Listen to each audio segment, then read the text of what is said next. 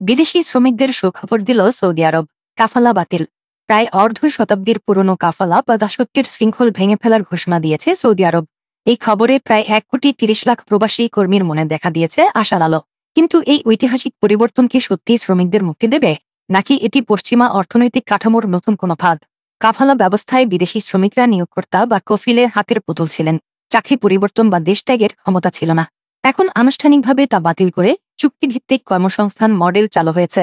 বলা হচ্ছে, এখন শ্রমিকরা ভিসা ছাড়াই দেশ ত্যাগ করতে পারবেন। তবে এই সংস্কারের সবচেয়ে বড় সুবিধাভোগী মূলত দক্ষিণ এশিয়ার শ্রমিকরা, যাদের মধ্যে বাংলাদেশ ও ভারতের নাগরিকরাই সংখ্যাগরিষ্ঠ। পশ্চিমা মানবাধিকার সংগঠনগুলো এটিকে নতুন অধ্যায় বললেও তারা এর কঠোর বাস্তবায়ন ও তদারকি দাবি করছে। আসলে তেল নির্ভর অর্থনীতি থেকে সরে এসে আধুনিক পুঁজিবাদী অর্থনীতিতে রূপান্তর ঘটাতে সৌদি আরব এই পরিবর্তন আনছে।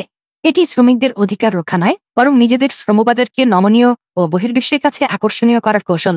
এই সংস্কার কি কেবল একটি লোক দেখানো পদক্ষেপ, নাকি সৌদি সরকার বিদেশি শ্রমিকদের অধিকারের নামে পশ্চিমের কাছে নিজেদের অর্থনৈতিক জিম্মাদারি নিশ্চিত করছে?